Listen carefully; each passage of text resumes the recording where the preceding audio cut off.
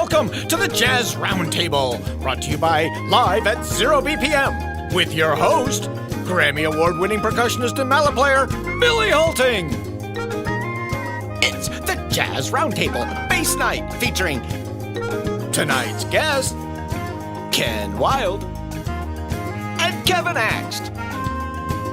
If you care to donate, click on the donate/tip jar link in the description or on our website at liveat0bpm.com/tipjar. You can also tip on Venmo at ZEROBPM. And now, let's get to the music with your host, Billy Holting.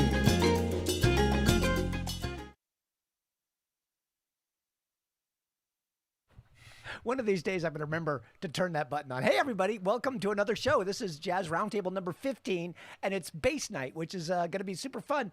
And you're going to learn more about the bass than you think you'll ever want to know. That's why it's going to be so much fun. But I just started the thing. We are 100% tip-based, so that's how the guys get paid. That's how we keep the lights on. If you want to send a tip in, I'll put the links up in the chat rooms, and you can also find it on our website at live@ZEROBPM. And that includes you listening to the podcast version of this. Or watching an archive. It doesn't matter when you're watching this. If you go to the link, you can find it and send a tip in that helps, like I said, goes to the guys, helps keep the lights on. But enough about me and enough about this stuff. Let's get the guys in here. Let's see. Oh, hey, Ken and Kevin. How are you? Hey. Yo. Good. Oh, I got reverb on. Oh, you got some reverb on there? I'll turn that off in a second there. But welcome. This is Bass Night, and this is kind of fun. Both Ken and Kevin have played on the live stream with different groups. Kevin, you just played here recently with the Dave Tull Trio. Correct, yeah. And just Ken, a few days ago. Yeah, and Ken was here with Ken and Tom Rizzo. Tom Rizzo. Yeah, that was a great show as well. So welcome back, both of you. Thank you. Thanks. So, well, let's just get right into this. I'm going to start with Ken, and we're going to go into what I like to call the origin story. So, Ken, how did you get into music and playing the bass and all that good stuff? Well, back when the dinosaurs were roaming, that's when I started. My musical background was pretty much band. From like 6th grade on, I played clarinet. And I thought that was what I was going to always play. But, you know, the usual thing when you have an older brother, you always kind of want to hang with your older brother. Well, my older brother was a piano player, and he had a trio. This is when we were living in Honolulu. My dad was in the military, and so we, you know, moved around a lot. We ended up in Honolulu. And my brother, he was 4 years older than me, started a jazz trio. Great story. The bass player, his apartment was so small, he had no place to put his bass, so he always left it at our house in our basement, and it was always sitting out. So my brother would be playing by himself, and I'd come down and just grab the bass and, you know, doing the one finger up and down the string, trying to find the notes, you know, just doing it that way. But slowly but surely, it kind of became something I really liked doing, and, you know, finally got to study a little bit and learn how to actually play it the right way. Had to unlearn some bad habits. So you were kind of went on from there. You tried to learn the upright without any instruction or anything. That just seems a bit At first daunting. I did, yeah. And then I knew that was not going to go very far because one finger gets pretty limited in terms of technique. So eventually I got a teacher, bass player in Honolulu that was teaching, and he got me started. And then I went to University of Hawaii and was a bass major for the 3 years I managed to survive there. So cool. I even did a bass recital, believe it or not, a junior recital. I actually managed to get through it. I believe it. I just looking over here, my software is acting weird, but I'm assuming it looks like the audio is going out into the world, and nobody has said it isn't yet. So even though my audio software is not doing, let's see. Anyway, well, that's great. Let's just jump over. Well, let me ask you a question. When you were learning the bass, were you start out with jazz, or what were you playing? Pretty much. That's what my brother played, and the classical thing really didn't start to even show up at all until I started college. So this happened when I was a sophomore in high school, and I was still playing clarinet. And I played clarinet even into college. I still played clarinet. But, you know, I became a bass major when I went to college. So that's the first, you know, I played with a bow a little bit, but when I started as an actual student at college, I had to really buckle down and try and learn it. And I'm still learning today, and I don't think I'll ever stop. Well, that's fantastic. Hey, well, let's just jump over to Kevin then, and let's get his started. Sorry, it seems like every time I do a show, some new little gremlin pops up, and I cannot turn the reverb off of your mic. So hopefully this will correct itself in the middle of that. But I apologize out there why these guys sound like they're swimming in it. But anyway, Kevin axed. So tell us about how you got into playing the bass, or got into music in general, and then the bass. First, I got to say, Ken's one of the rare guys. I've just heard a story where he actually started playing bass by his own choice. Instead of like the guy in the band where they go, we've got 5 guitar players and nobody wants to play bass. He was going, okay, I'll play bass. Yeah. He was like, yeah, that's cool. My start was actually I started as a piano player when I was about 10 years old, and then I got into our grammar school actually had a basketball team. My parents said, you can't do both. You can't do piano and basketball. And I said, that's it. I'll give up the piano. Mm-hmm. So I played basketball. And then I changed schools. And the school that I went to, that I changed to, I wanted to fit in. And there were a couple of the cool kids in the school that were playing guitar. So I thought, well, that might be a nice way to fit in. So I started taking classical guitar lessons and really enjoyed it. And the next thing you know, like I just described, I ended up in a band with a bunch of other guys, and indeed we had about a bunch of guitar players and nobody playing bass. And so one of the guys, his brother was a bass player, and he said, and I said, okay, I'll take one for the team. And so he goes, cool, my brother has an extra bass, and he's got an amplifier that you can borrow. I was probably about 15 years old, I think, at the time. And I'd already been playing tuba in the school band, so I sort of had bass in my head a little bit. And he goes, yeah, just go to his house, and he'll show you the bass and kind of how to play it and how it all works. And he happened to be a really good bass player. This was in a little town called Ukiah, up in Mendocino County. Yeah, I know it. And there was a local guitar player there, a guy named Robin Ford, who used to go and listen to play, with his brothers down at the fairgrounds on weekends. And so we had this amazing musical community up there, and a really inspiring musician to, for me to listen to. Which is why everybody wanted to be guitar players. Who wants to be a bass player when you got Robin Ford who you're listening to? But anyway, so I listened. This guy's name was Derek Soderquist, and he played left-handed, so I had to restring the bass and kind of, look at him like this to sort of figure out what he was playing. Mm-hmm. But he was really a wonderful bass player, and he showed me some licks that were so cool and so inspirational. I went, maybe this isn't, such a bad deal. And also, I'm sorry, that looks cool. I know that this is cool, but this is pretty cool. So there was something about how cool that looked that was appealing to me. That's great. So I kind of I went from guitar and tuba to electric bass, but I always loved string bass. Jazz was my first love as even from a little kid. There was a radio station out of San Francisco called K-Jazz that was somewhere down in the lower 80s on the FM dial, and in our remote area you could only get it occasionally on weekends, and I would wake up sometimes early in the morning before my parents got up and try to dial, and if I actually got K-Jazz and I could hear it, I'd go running over to their bedroom and start knocking on their door.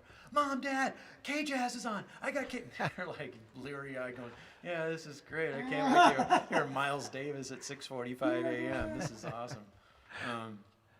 So anyway, yeah, that was my basic entree into music. And then from there, there was a rock band that came through a town when I was just about to graduate high school, and they just lost their bass player. And one of the musicians was based in Redwood Valley, just outside of Ukiah, and they were looking for a bass player. They went to a music store and said, hey, is there anybody in town that you think could take this band over? We're in the middle of a tour. And some reason or other, they gave them my name. And so they called me, and I said, yeah, I'd like to do it, but I have to finish up high school first. Can you wait a couple of weeks? And they said, yeah, okay. So they hung out in Redwood Valley. And wow. And literally the day after I graduated high school, I headed out on the road. And that year of my life was a Farrelly Brothers movie. I won't go into any more detail than that. That's another podcast. Yeah. Well, we should do a podcast just on stories from the road. Oh my gosh. I'm actually working on a book of that, so we'll talk about all that later. But that's great. And so now the next question, I want to because I learned some stuff today also, because these guys brought in their upright basses. Now, Kevin, when did you get into upright? Well, I actually didn't. I didn't get into it until like the last couple of years I had in high school. I changed schools again, and they happened to have a string bass at the high school that they let me play. But I took it home. I rarely played it at school. It was something that I just sort of messed with at home. And so I had these. I idolized Ray Brown and Ron Carter and Charlie Hayden and guys like that. And so I just kind of had this bass at my house for a couple of years that I just tried, like Ken, just sort of taught myself, one finger doing the Django thing, just kind of figuring out how to play this thing. My mom actually called it the Beast, and yeah, that was my first exposure to it. But I loved. There's just something about the sound, it just spoke to my heart. As much as I love electric bass, and I can't pick between the two. Right. But this is a really special, and then when you get into bowing it and playing it in a section, that's a whole nother world. Exactly. Right. Yeah, and the funny thing, he went to upright from the electric. I went the opposite way. I played when I first started to work a little bit. I started to play, in Honolulu or in Hawaii, there are so many military bases, and there were all these casuals, what we call casuals, gigs at all these military bases. So I started doing that, and there was a kind of a show gig with these Korean girls called the Kim Sisters, and it was an electric bass gig, and I didn't have one, so I went to my local music store and lucked out, found, and I think I paid less than $100 for an actual mid-60s Fender jazz bass. Wow. The only bad news about that, and for the next 3 years after I started that gig, I didn't play upright except at home. Never played it on any work I did. It was all electric. So I learned the electric kind of the opposite way. But one time I noticed the neck was kind of getting wonky, and I knew there was a truss rod you could adjust, and I started turning the truss rod, and because of the salt air in Honolulu, it completely disintegrated. Oh, boy. There was no truss rod, so that bass was useless after that. Yeah. I couldn't play that bass, but funny. anyway, that's how I got into it. I didn't mean to interrupt. Please tell me you still have that bass, or No, that pieces bass of it. that bass went away. That bass went away. But I do have as you're going to hear about this too from both of us. We all have all manner and variety of electric and upright basses. Well, yeah, It's we're just going to what talk we about do. that soon, but I want to get into have you guys play something. But give me 10 seconds. I'm going to see if I can't reset the audio system really quickly to get rid of your Okay. reverb. Just give me a second here. We'll talk it's amongst ourselves. It's going to go blank for a second out there, but we'll be right back.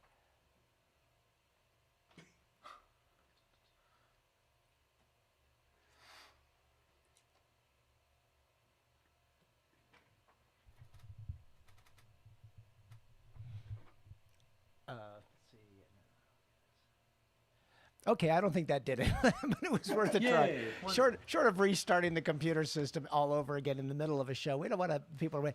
But you know what? What do you guys want to play for us? You got something fun? Yeah, we'll do a Gershwin tune called Embraceable You, something I've been playing for a while. I played with my brother a lot, and I'll play melody and with the able accompaniment of Kevin Axt on the bottom end, and then we'll play a couple of choruses and take it out. All right.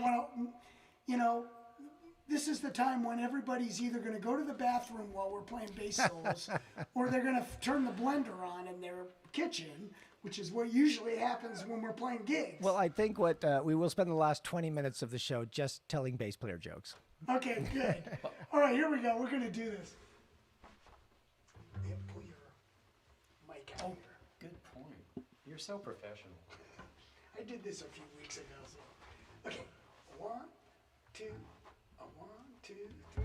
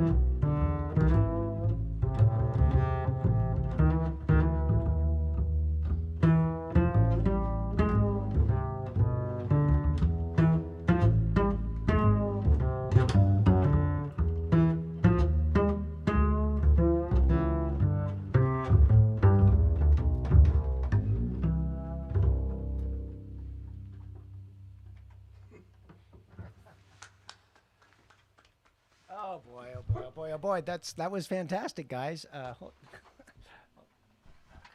It's Gershwin. You can't. Yeah, sorry. My computer has just frozen, but fortunately, the good news is it's frozen working. How does that work? Instead of frozen and shut off, it's still passing through. Although I cannot adjust volume or panning or anything. It's just a pass through right now. It's So okay. Bass players are all we're not stereo anyways. No. Well, I've got you guys pan, and everything's cool. Just I can't adjust the reverb. My audience hand claps are not there, which is really unsatisfying. But I can fix that. I can patch those in a different way. Exactly. But that was cool. Embraceable you. So let me ask you a question. How often do you guys get to play bass duets? Not very often. No. I know Kevin's done some with Tierney, right? You guys. Yeah, Trey and I do some duet stuff occasionally, and a couple times I've been over to Chuck Berghofer's house. And Yeah, that's true. I've done that too. We'll have some fun playing some duets together, but no, we don't get to do it very often. It's too bad because it's actually a lot of fun. It's great, and the classical thing too. There's enough literature written that's a cool thing to do too. Is it actually written for two basses? Yeah. Or, oh, great. Yeah, there's some stuff out there. That's awesome. And there's some Telemann cannons that are a lot of fun to play. Usually they do them on bassoons and stuff. There's actually there's some bassoon duets of other stuff too that I've seen. Yeah, they're great. We'll put a show together for you. Okay. Yeah. Well, I do remember in college where a lot of bass players would play cello pieces. Yeah. Yeah, the cello suites and Yeah, stuff the like cello that. suites, most of them, obviously down an octave from where Right. there's written, but Yeah.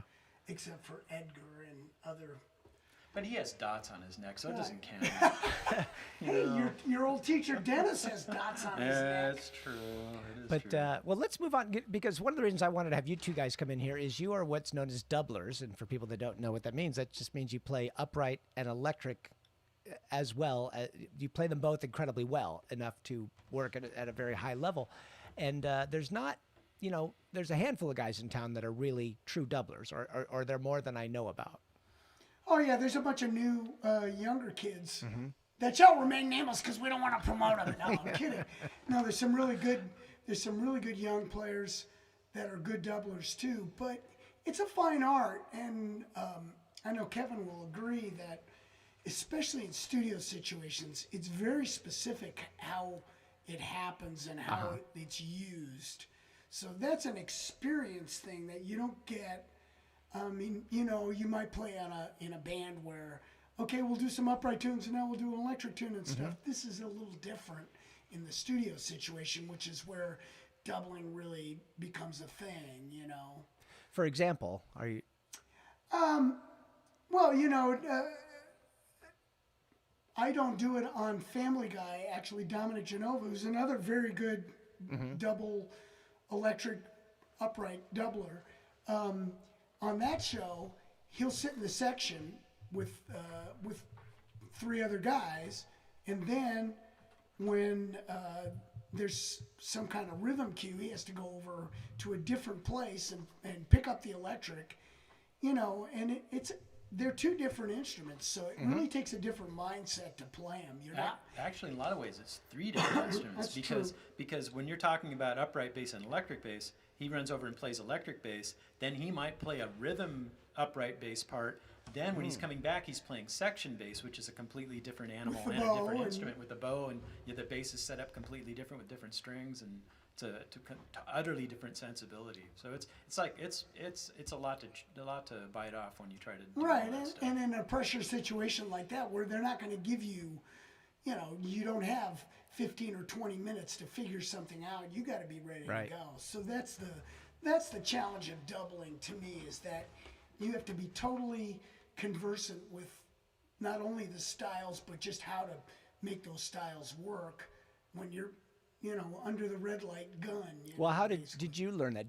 Is it from playing just a ton of straight ahead gigs and then a ton of electric bass gigs separately, or is it just time and hours, or is it you think some people have a certain knack for it that others don't, or? Myself personally, I knew that I could pick up, like I taught myself electric bass and I taught myself, all the rhythm stuff on my own, because you do that just in the in the heat of battle.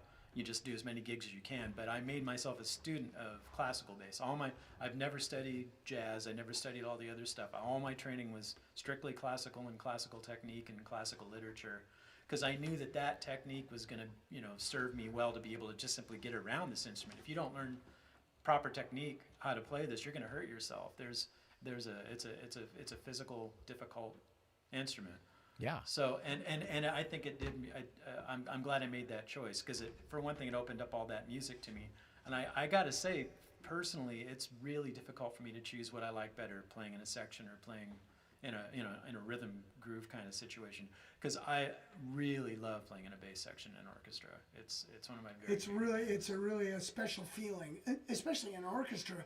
It's like for me, the doubling thing. I just did a gig with that I do fairly often when he comes to the West Coast with Andrea Bocelli, which is basically a section gig, and there's 3 or 4 electric tunes that they do rhythm on, and the music that they play. I mean, we're talking about Puccini and Verdi. Right.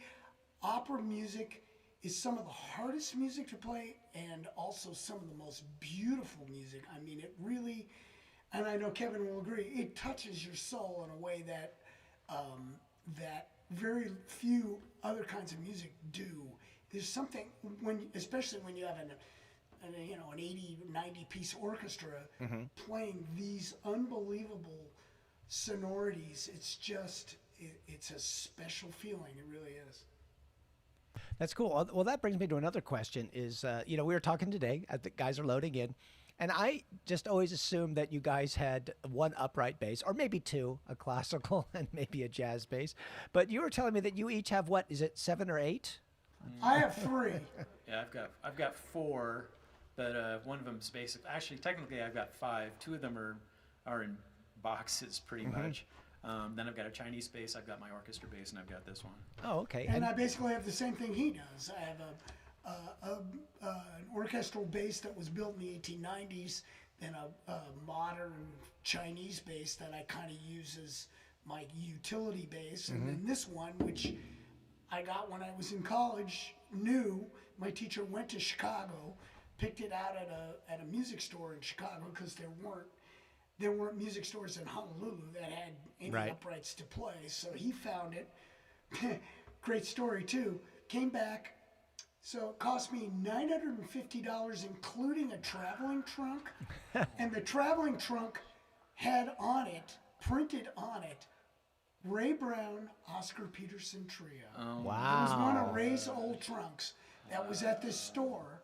And I refused to paint over it for a while until I realized, hey, if this gets lost, it's going to end up at Ray's management company, not at mine. I'll never see it again, So. Well, I'm glad you brought up Ray Brown, because my original plan for the show is to have 4 of you come in and play Ray Brown solos in 4-part harmony. I don't know if anybody's done that yet. Probably not. It would be a challenge too, because Ray played a lot of great solos. So. But so that's cool. So can you describe the difference between the basses, the uprights that you have? The classical one will have the extension. Well, the classical one, the first main thing is you have to have the extra low notes. Everybody for your orchestra bass, you need to get down to that low C, or sometimes even a low B. There are occasionally people that do something where they will tune their low E string down to a low C or a low B, and then finger. I did that for a long time. That's a brave man right there. But for the majority of time, you'll see that they have something that looks like an extra extended fingerboard, and that'll take it down to a low C, and you'll have either what they call a manual extension, where you just turn off a lock here and then finger the notes, or they have little guides that you'll swing into place for certain notes, or you have something it'll look like a piccolo that's stuck on the end of your bass, and it's called a mechanical extension, and that's what I happen to have on my. So you're pressing keys that then press the notes. Exactly. Okay. Press little keys that press down these little levers that press the note. And the differences between those things are all about the choreography that you have to do to be able to play low notes, because most of the people who write for those things, they don't know how awkward that is. Right. And so they'll write stuff that on one form of extension might be really pretty easy to do. On the other one, really hard, and vice versa. You know, there's no perfect solution to that issue for the bass players. And you know, you're also talking about you're reaching your arm up. You know, in some cases, you're reaching your arm up to the top of your bass. It's, I mean, and then going from here to here, here to here, it's like insane. Yeah, that does. I've always wondered if it was just, oh, that's just for whole notes, or if people actually write lines. No, they write no. stuff Yeah. down there, Oh and, my gosh. and they shouldn't probably, but they do. I wish they would. So if there's any arrangers out there writing for the extended bass, don't don't go crazy. You know what would be great is if we actually did a master class for composers and just showed them how awkward it is, and they would understand. Oh, maybe we won't write that. We should maybe think about doing an afternoon composers day where people can come in and talk about their instruments and that sort of thing. Here, Yeah, Wow, that that's was actually actually a hey great Siri, idea remind me of because- this great idea. But now the setups between the jazz and the classical bass, is there a difference, or Yeah, do you have strings are different. Okay. You know, for these kind of basses, you're really looking for sustain, but also center of the pitch, more brightness to cut through because it's a rhythm instrument. Whereas with the classical bass, especially if you're doing section work, solo is a different. Classical solo is a different thing. But as a section player, you want it to be mellow and fit in with everybody else's basses. But Right. it still has to have sound. It has to have a sound, but it needs to be. And I'm sure Kevin's. Well, our basses are set up fairly similarly. Another difference is the bridge shape. The bridge shape on a jazz bass is almost always going to be flatter. me see But if I can on get a a classical shot of- bass, it needs to be more rounded because when you go to do string crossings, if the bridge is too flat, it's really difficult to get to those inner strings. Yeah, you And- end and- up not hitting them with Yeah, the bow. you'll hit two strings simultaneously when you don't Ah. want to. So the slightly more rounded bridge makes it a little easier for these the A and the D string to stand out a little more. I see. Okay. Hey, we're about halfway through the show, so I want you guys. I would love it if you guys would play another song for us. Okay, I think it's time for Blue Skies, right? Let me see if know the what? audience is here. That's fine, yeah. Do it. Billy, how about I play it on the electric? Just to Oh, yeah, sure, our technical situations. Well, I think it'll be. We're gonna find out. All right, I guess. Stop me if it doesn't work. Well, worst case, you can just leave the mic open. Well, what it is all the mics are open all the time, and I was gonna mute your bass mics while we were talking, and vice versa, but I can't do that. So, my apologies out there in Reverb Land. So hopefully. Hopefully, when the podcast comes out, we won't be having those issues. And if we're not, I will edit out all of the time I'm talking about it.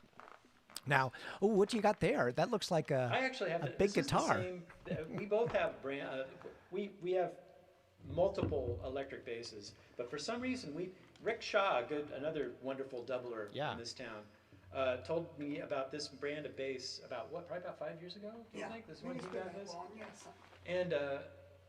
And so just on his word of mouth, I ordered one from this company over in Asia, and got this thing, and it blew me away. It's just this really nice instrument that Marcus Miller endorsed and helped design, and the main thing is I got to pick this very cool candy apple red color. That's right. Yeah, which is very, very sexy. So. I'm sure you're going to get plenty of comments about that. Oh yeah. Oh yeah. Oh Okay, yeah. So let's play this tune. So Okay.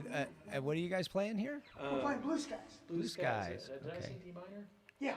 We just, apologies. We just threw this all together, so bear with us. So this is an example of the electric bass. I don't want to be too loud. Well, let me. That's all right. Well, I gotta balance you guys acoustically because I can't adjust it here. So Can you hear that? yeah, I can hear you. Okay. All right, here we go. 1, 2, 1, 2, 3, 4.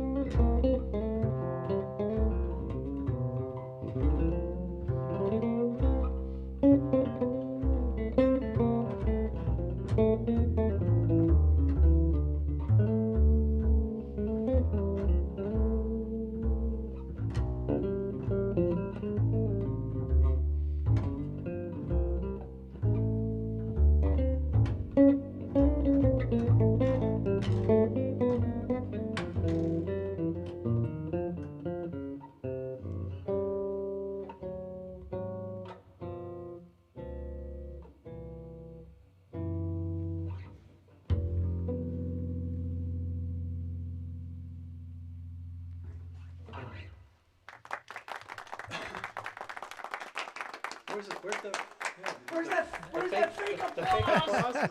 It's actually in there. I just can't pipe it into you. Sorry about that. Okay, that's But it fine. is, and the audience loved you. It's not fake. These people are real. Hey, you know what? One thing we have not done yet is I have not done shout outs to the audience that's here. Let's talk to those we've been doing people. some, but let's talk about it. We got a bunch of people here. I think Wayne was the first one to come in. And Wayne, I sent out your T-shirts yesterday. Wayne just ordered 3 of these amazing T-shirts. Let me get these on the screen here. You know, you want this live at 0 BPM, and in the little bottom it says #support live music. I've got those for sale on the website, so you can find those. Oh, and hats. You can get Ooh, I need a hat. blue or black and white, or blue and white and red and stuff like that. So they're fantastic. And they say live at 0 BPM on them. But if people don't know, it might look like live at 0 BPM. So if like your yoga teacher, or if you see a cute guy or girl that's really into the metaphysical stuff, you could just say, you could start a whole conversation with just that. You know, it's the speed of Nirvana. It's the speed of Elvis. It's a lot of things to a lot of people. So live at 0 BPM T-shirts, please buy them. It helps keep the lights on here. So anyway, but let me get to the people out there. Well, Wayne was here. I said that Phil was here, our friend from the Great White North. And I think Wayne is from Wisconsin, if I remember right. And let's see, Carrie is here. And she says, Kevin, my brother. So Oh, yay. Yay. So, and Anna is here from Vegas, and she says the upright and electric basses are very simpatico on Blue Skies and great camaraderie between Ken and Kevin. And also Unoffendable on YouTube, I don't know a name, says literally giving me chills, wow. Wow. So that's great. And let's see who else we have. Well, Joyce is here. She's a regular. Rick Craig, our good drummer friend from Florida, is here. He used to be here. Bruce Lofgren, who we were talking about earlier, is here. Bruce! Yeah, Bruce was on the show. He's a big band composer and guitar player. He was on the show a month or 2 ago. Let's see. Phil and Neil is here. Neil does a talk show. I was a guest on it a while back. And I think that's everybody I can see so far. So if you're out there, jump into the chat rooms and say hi. And tell us where you're from. That's always exciting to see that. We get the regulars and get some new people going. But I also want to shout out Andre, who is our most consistent tipper, has sent in a tip. So thank you, Andre, for that. Thank you, Andre. And anybody else, that, like I said, it helps And pay the anybody guys. wants to ask a question, too. And I did post Please if do that. anybody had a question, and I have not gotten a question from anybody. So if you have a question about the bass or about anything, you know, Yeah, well, we're not just bass centric. Yeah, we're individuals with lives and wow.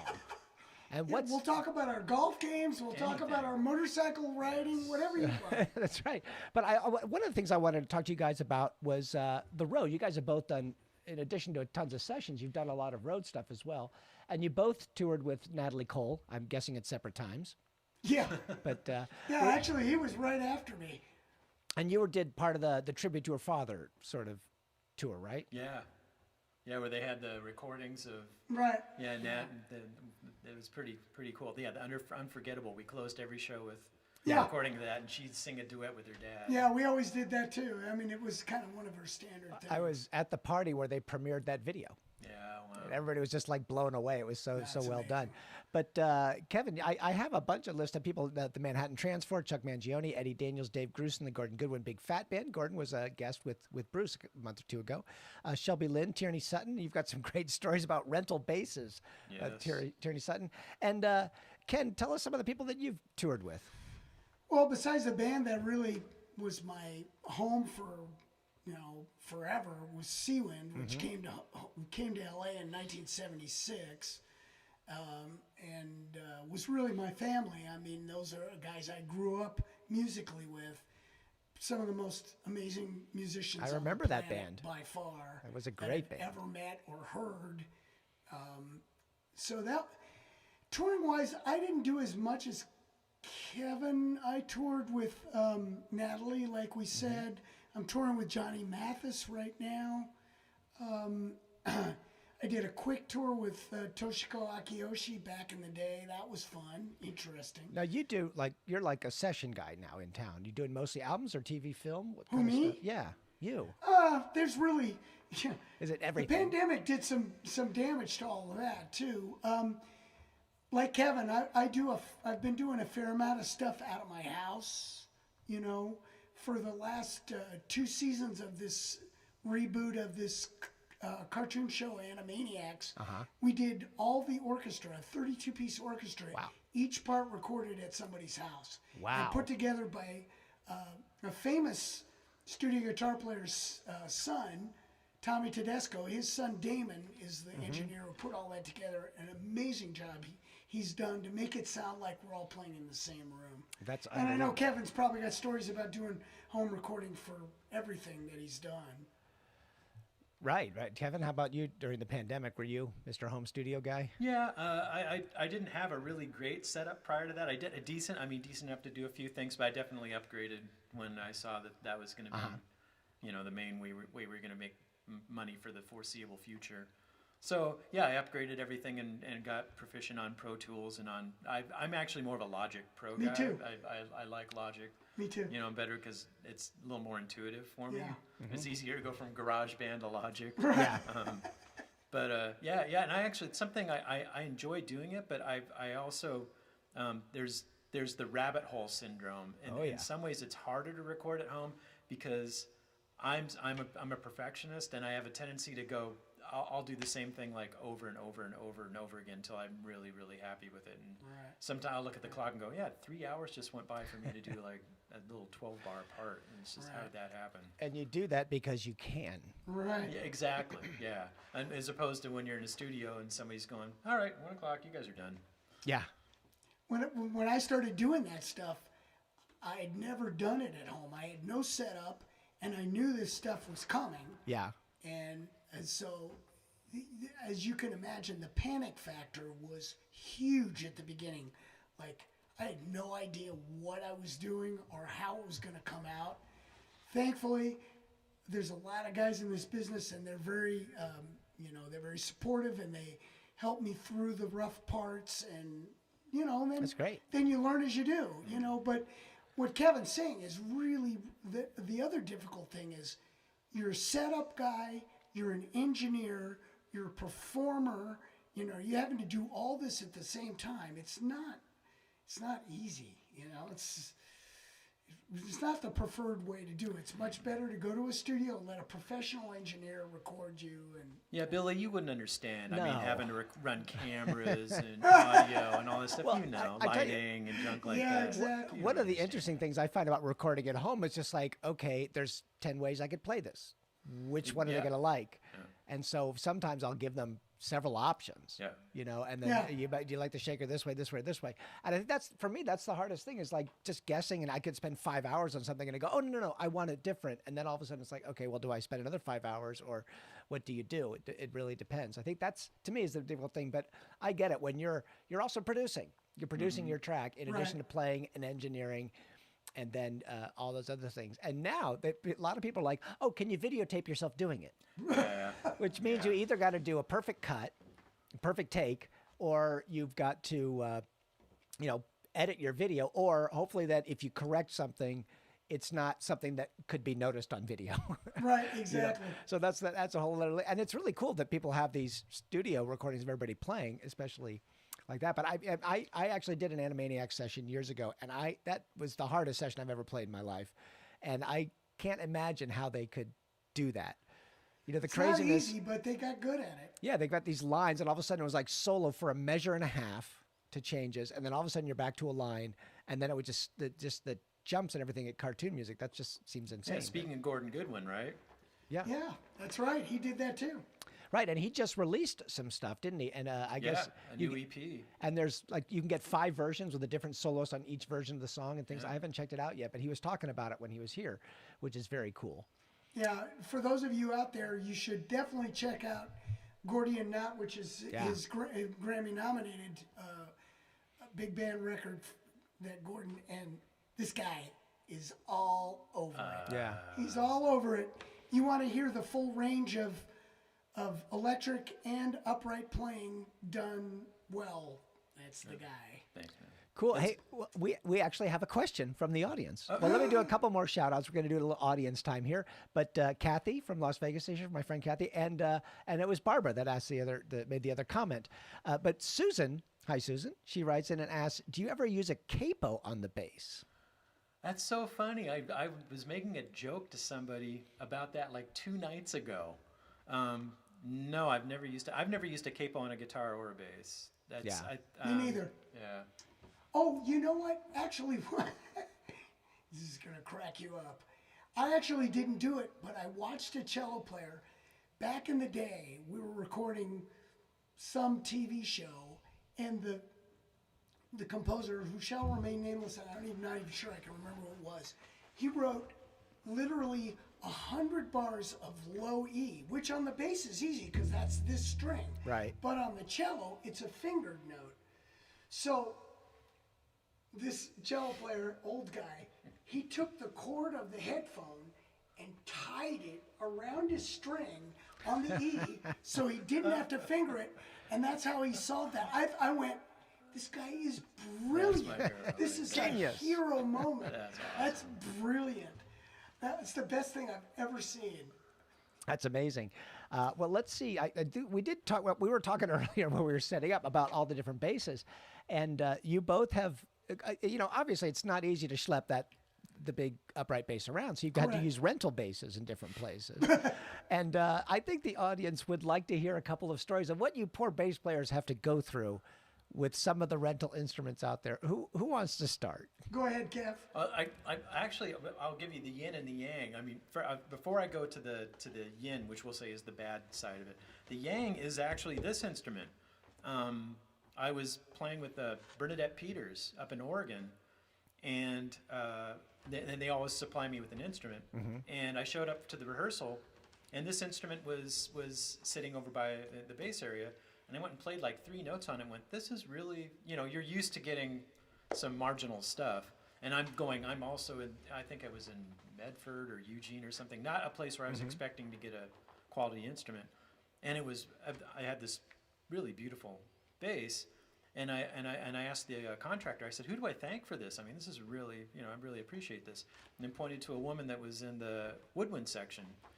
And I went and thanked her, and she brought it, and she goes, well, it was my late husband's bass. He passed away 3 years ago, and it doesn't get played anymore.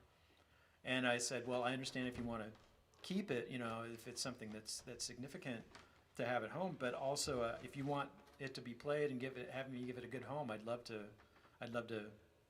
buy it from you. And we ended up making a deal, and it came home, and this has been, so you can have that happen. It's certainly the exception, not the rule. On the other hand, there was one time I was out with Tierney Sutton, and we went to play at a concert at the Taipei National Hall in Taiwan, National Symphony Hall, and the bass that they provided for me literally had the strings about that high off the neck, and that's not an exaggeration. Can you see that at home? Yeah, you can. Yeah. That's the space between my fingers is roughly 1.5 inches. And I said, I can't do this. And they ended up getting me another bass with about 30 minutes before the concert. So you can end up with some real dogs. Sometimes you get beautiful instruments where you go, I wish I could bring this home. Ken? Yeah, I had that with Natalie. I didn't do I haven't done with Natalie. They had trucks, so this bass went along for the ride. But every now and then she'd do a one-off where she would separate from the rest of the band, and we'd do like a trio concert. And this actually happened in Philadelphia, and through the drummer, Johnny Friday, who was from Philly. He knew people there, so he hooked me up with a guy who said, I'll bring a bass for you. And I pulled this thing out of the case, and it was so beautiful. And it played and I was like, man, if I could steal this, I would steal it. It's beautiful. The flip side actually didn't happen to me. It happened to, he's not here, he should be, Trey, who subbed for me on one of Natalie's gigs. And it was somewhere in the Midwest. I'm thinking maybe St. Louis or Kansas City. And they brought a bass that he said was basically unplayable. And there was this chart in Natalie's book. I'm not even remembering the tune, but it was written by Alan Broadbent. And it had a ridiculous bass line that which one. I remember. Yes, yeah. All over the instrument. There's you. It's a standard. Anyway, it's a hard the bass part was so hard to play on any instrument, and then Trey had to play this tune on this piece of crap instrument. I'm telling you, I fell for him. He never let me forget it either. That's hysterical. I mean, I guess it wasn't funny at the time. No, you just got to get through it, and we're better at getting through it than we give ourselves credit for. We know how to make it happen even when it isn't easy. I've had my share of terrible rental gear on the road. That was just like, this can't be played. But you know what? I think it's time for another song. All right. Yeah, we got one more good one for you. Oh, a good. Yeah, play the good one. Hey, you could play that melody on. Should I play it on electric? Yeah, that would be a lot easier. Oh, before you do it. Hey, Kevin. I could, yeah. Kevin, before you do that, pull up your ukulele bass. That's right. Just show them that. I brought a.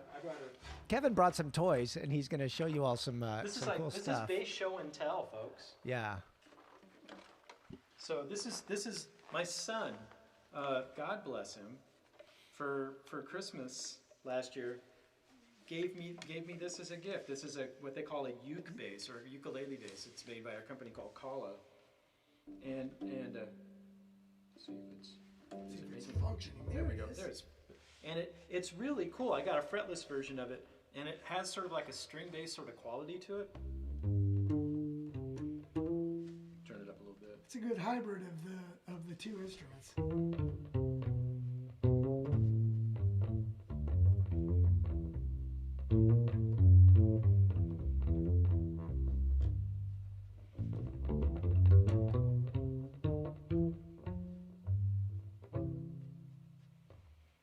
Yeah, that's awesome. The only Jerry Watts brings his out on gigs, and I've seen him play like jazz gigs on it. Yeah, you absolutely can. This one has a little problem with the E string being a little weak. I got to take it into Nordic Renson and have him fix it. Yeah. Have him fix it. Yeah. But it's a super cool instrument. It's really addicting to play. So. Because we don't ever get to play anything that small. Yeah, so it's fun to have something small. Well, that's the funny thing is when you see Jerry Watts do it, and he's 6'5" or something like that. Yeah, it looks so tiny when he's playing it. It's actually really awesome. But one other quick question from the interwebs. Kenyon is here. Hi, Kenyon. He says, "Hey, Kevin, you playing in the Palm Springs area anytime soon? We caught up with you at the Ernie Watts gig a couple of years ago, and you blew us away."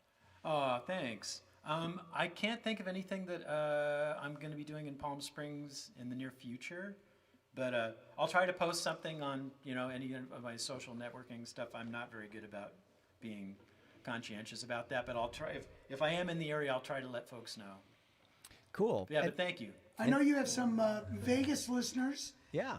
I'll be playing with just face brag here, a little plug.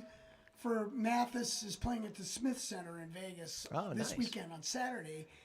And it's just amazing to see a guy who's 86 years old still be able to sing at the level he does. That's great. Incredible.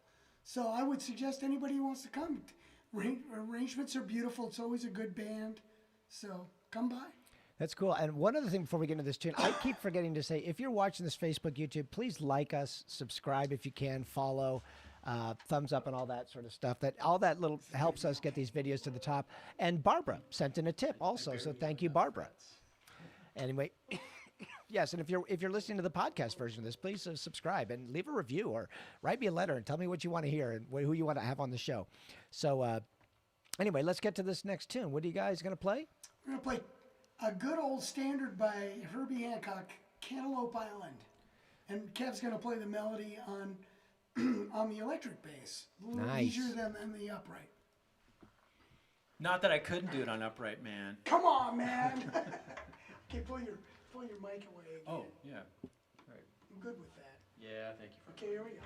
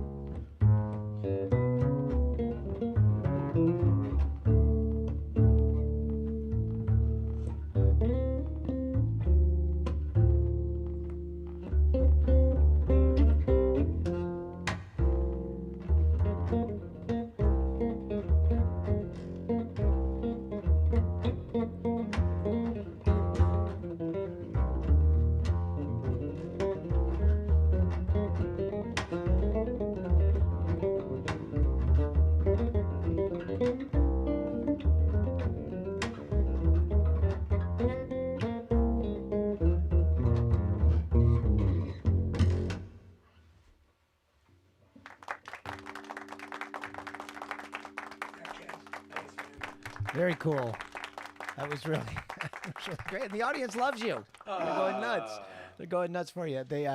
But I needed to take a second, and I want to touch on one more thing before we split. But I have to do my upcoming shows routine thing here. So Yeah, do that. So here's what we got coming up this Saturday. We're not doing anything Thursday because we're doing a Saturday concert, and it's a live outdoor audience. If you want to come, check out the website. You can find out how to get tickets.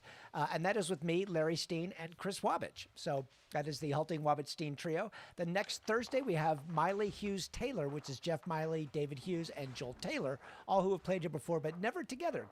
And then I just found out that Chewin' DeFat is not going to be here on the 18th. So we'll have somebody super awesome that night, I promise. And then we're going to take a night off on the 25th for Thanksgiving. I'll be out of town visiting my family and all this sort of stuff. But coming up, the second, we're working on a band now, and then the Wonder Group is going to be here. They had to cancel a while back because two of the guys went on tour. They were actually working, so that's great. They're going to be back. That's David Hughes, Farmer Greif, and then Ben Thomas and Chris Wabich. And then we're going to wrap up the live music shows on the 16th. That's Brad Rebuchin and Jeff Myler going to do our holiday jazz show. They did the History of Jazz Guitar Part 2 together and played a lot, and they had so much fun they wanted to do this. And we were going to do a holiday jazz show last year, but that's when we went into lockdown. We didn't have anything. I did that. So, and then I will end the year with the Best of 2021 Part 3. We've already done the other two parts. I'll do that. That's clips from the live show. It's a lot of fun. McCall and I have a lot of chance to talk and chat and that sort of stuff. So, and then we'll take the week off before New Year's Eve. And then we are figuring out what is going to happen in January. So anyway, get on the mailing list, live at zerobpm.com. And that's live AT spelled out, ZEROBPM.com. That is how you can find out all that good stuff.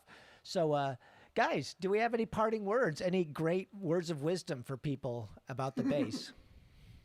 Just be kind to each other. Exactly. Remember, we all live on this planet together, so Yeah. let's try and save it for our children. Yes. Be nice to bass players especially, I think. Yeah. Cool. Well, then I'm going to say goodnight, and thank you to everybody in the chat rooms. Thank you, everybody and thank you, Barbara and Andre, for the tips. It's not too late if you want to send something in. Every little bit helps. No amount is too small. No amount is too large. Just going to say it, putting it out there. So I'm going to play my outro, and then hopefully you guys...